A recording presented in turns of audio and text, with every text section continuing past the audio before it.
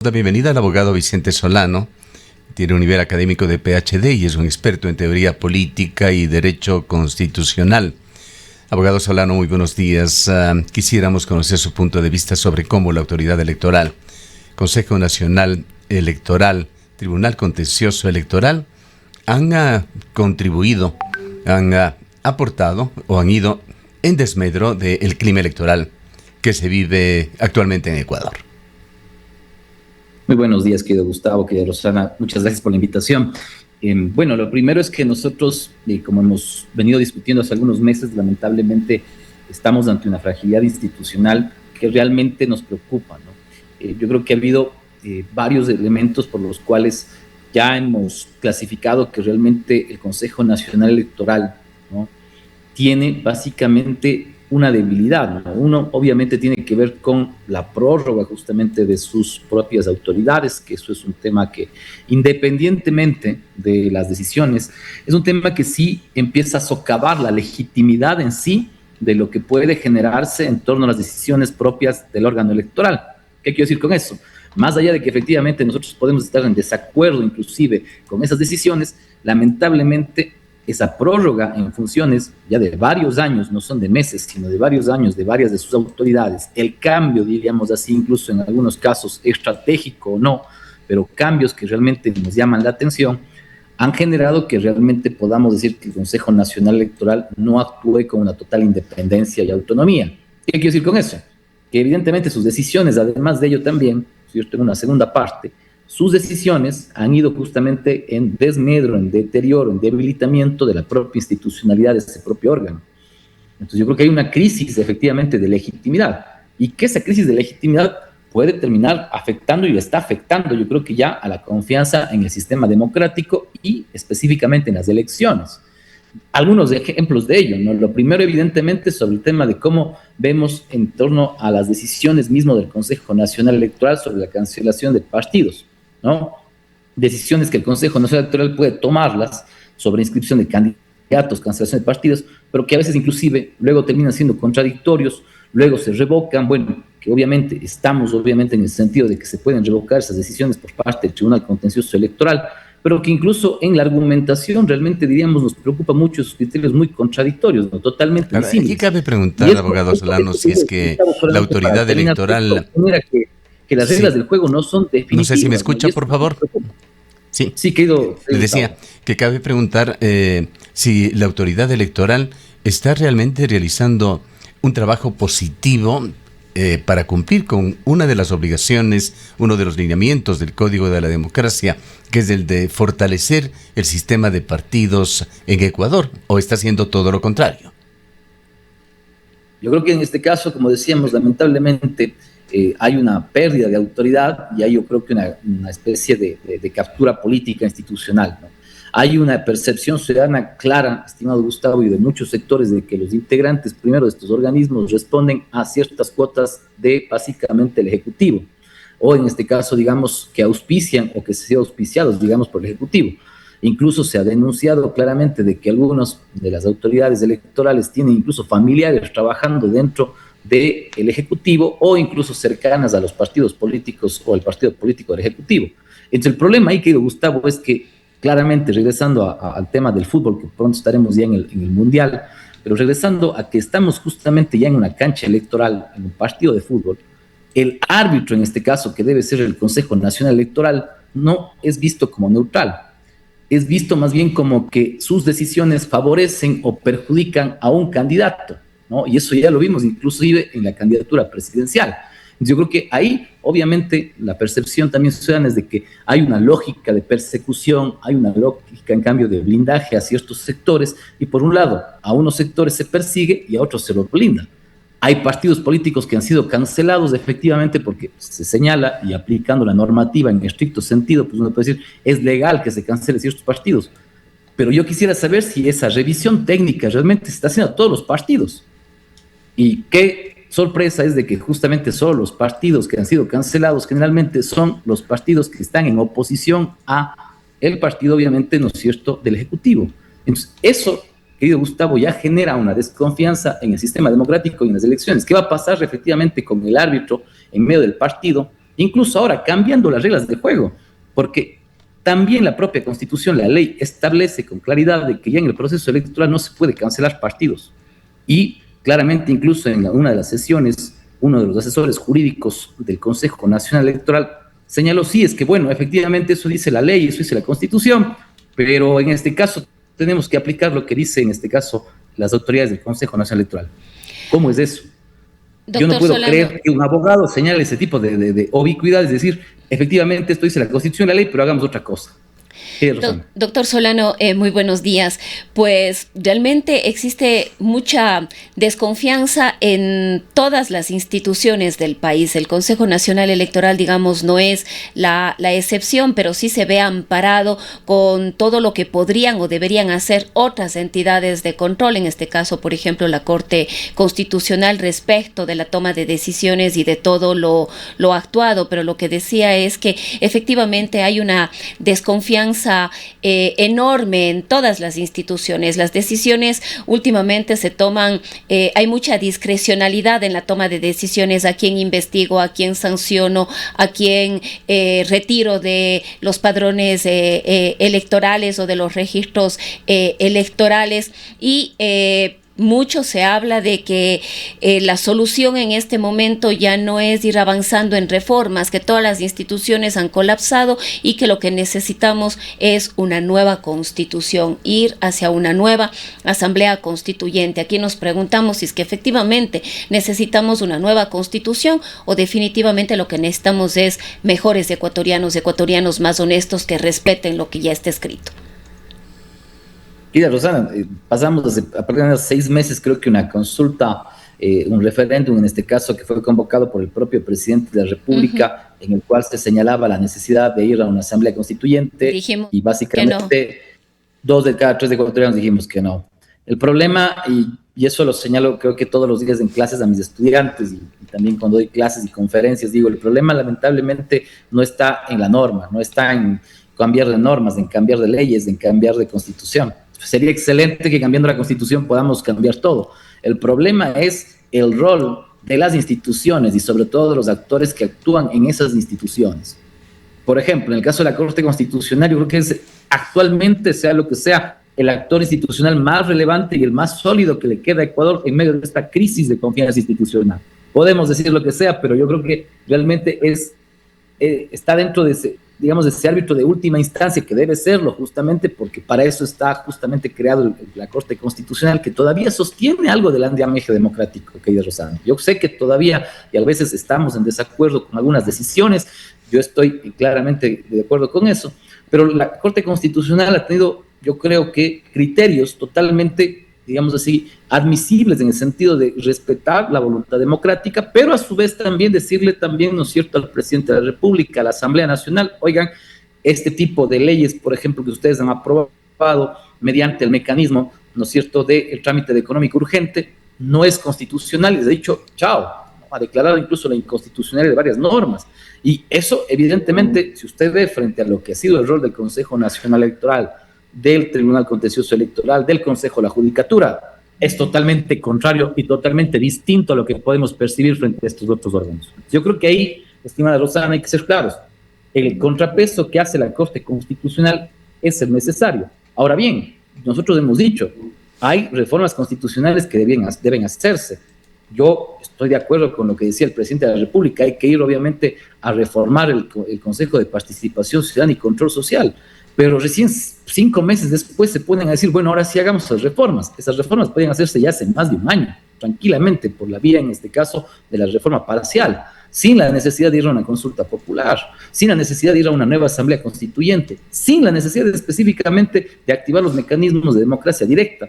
Entonces, ¿qué, Rosana? Yo creo que aquí el problema, y yo digo ahí, es un tema que siempre pasa ya lamentablemente, es que estamos derivando los conflictos políticos hacia otros sectores. Ahora, abogado, se ha agravado también el tema de la judicialización de la política. Hay una visión de vulnerabilidad con respecto a la Corte Constitucional, con hechos que se han dado, la renuncia de un juez, las investigaciones fiscales contra sus magistrados, que generan preocupación por un lado, pero también hay voces que dicen la Corte Constitucional debe responder también por sus actos, es otra entidad pública.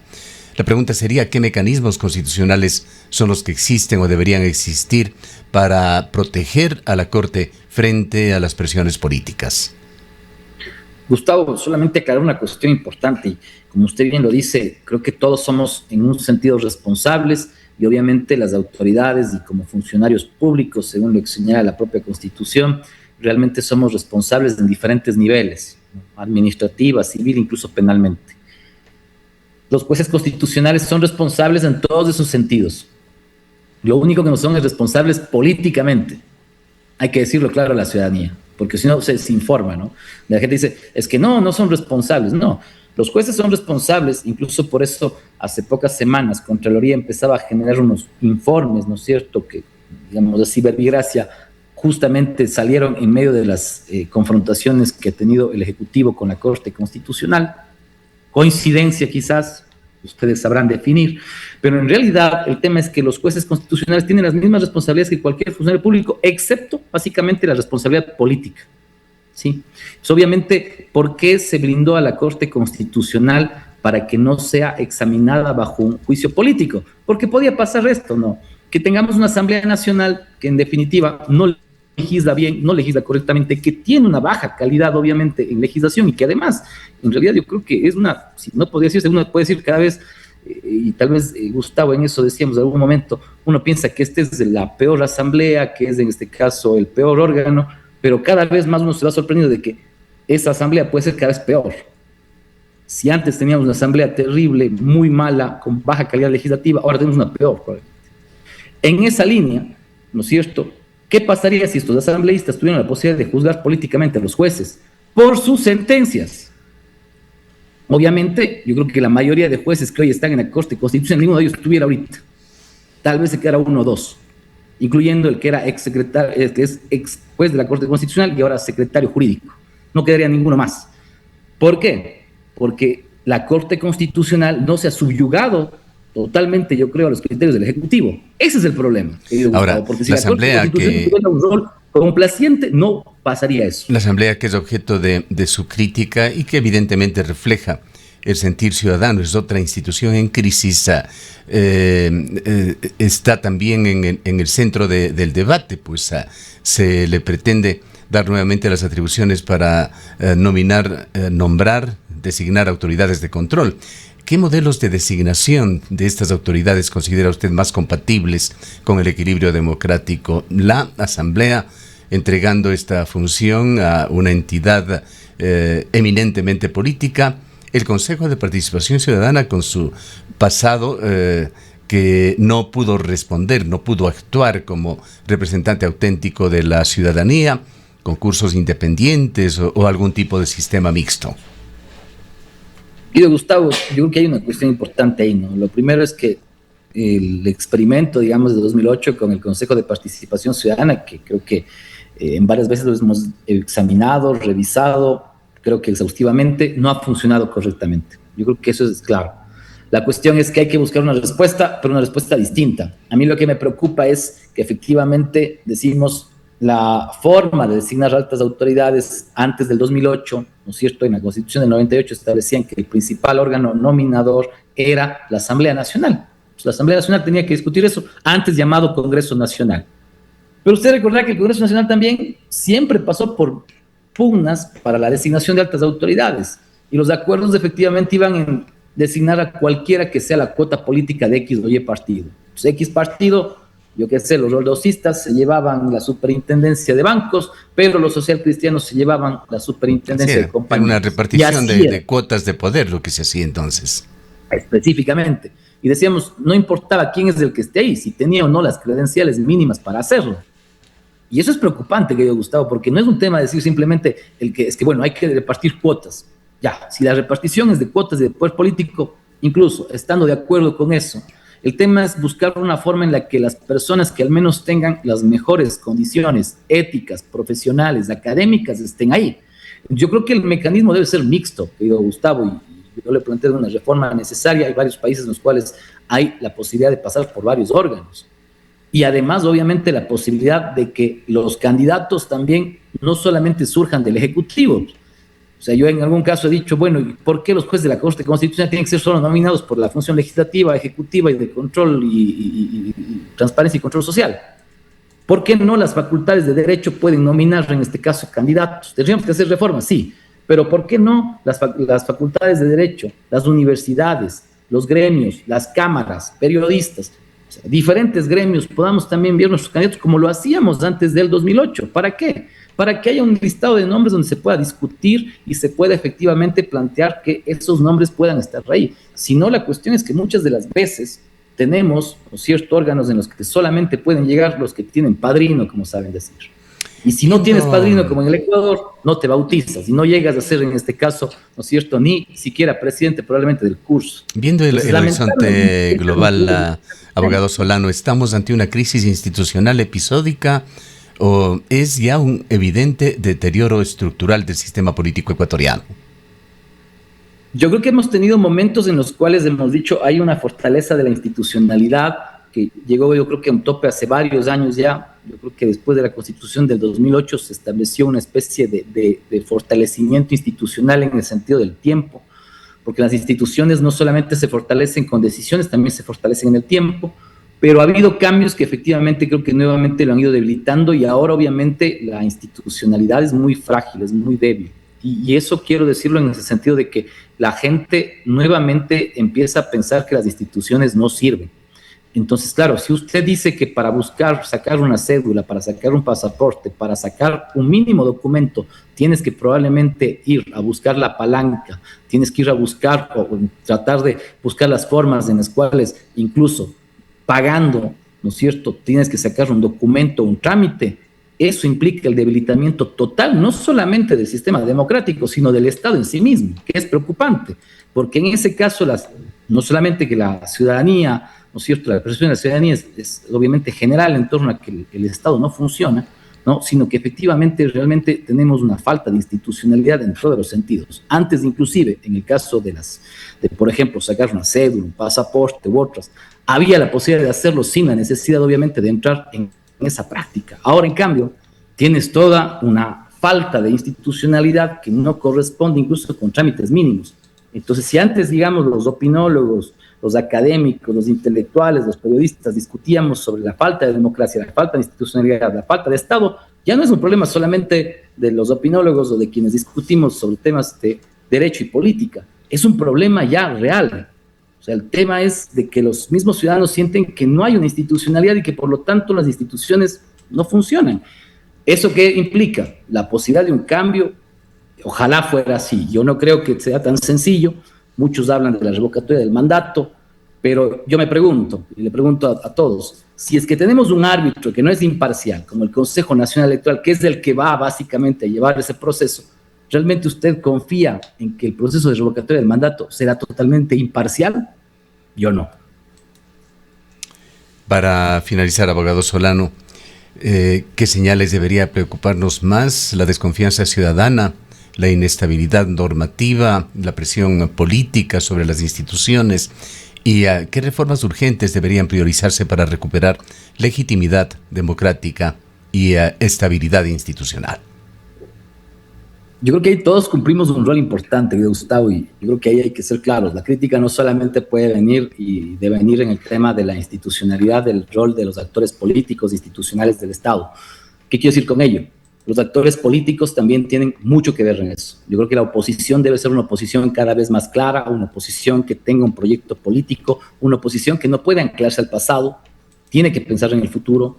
Yo creo que los actores políticos de oposición también no dan una respuesta correcta, querido Gustavo. O sea, yo creo que lamentablemente muchos ciudadanos nos sentimos descontentos porque la oposición probablemente política aquí en este país, la que principalmente, diríamos, está en los medios de comunicación o la que, diríamos así, está contrapunteando, diríamos, al gobierno, no es quizás la que nosotros queremos. Necesitamos una oposición realmente mucho más programática y, yo digo además, que vuelva a levantar la institucionalidad. Porque si no, la cuestión es cambiar, como creo que ha pasado en los últimos días, a cambiar únicamente de, ¿no es cierto?, autócrata, como decíamos en el momento, ¿no? Entonces, a mí me gustaba este autócrata, pero ahora este no me gusta, entonces, pero la cuestión no es esa. Yo creo que hay que fortalecer las instituciones, la democracia, y en eso el rol también es importante de todos los sectores, ¿no? Yo creo que, lamentablemente, como algún compañero amigo decía, pero ¿qué estamos haciendo las universidades? ¿Qué están haciendo los gremios? ¿Qué hacen los colegios de arquitectos, los colegios de abogados? ¿Qué hacen los periodistas? Los gremios también están silenciados ante muchas cosas que están pasando, querido Gustavo, que ante reformas normativas, ante cambios que, claro, son muy veloces, y creo que esa es tal vez la estrategia incluso de la política actualmente, que sean cambios tan rápidos que quizás no sabemos ni siquiera, incluso los abogados ya no tenemos idea de cuánta normativa se reforma a diario, porque son reformas tan instantáneas que no pasan por un debate político, que no pasan por un debate parlamentario, que no pasan por un debate social. Y claro, eso implica obviamente que no tengamos la capacidad incluso de crítica. Y lamentablemente yo creo que un tema que es general es inclusive el tema de la política en redes, ¿no? Yo creo que lamentablemente el votante nuevo tiene que enfrentarse a una política que ya no está ni siquiera en los medios de comunicación, sino está en las redes sociales.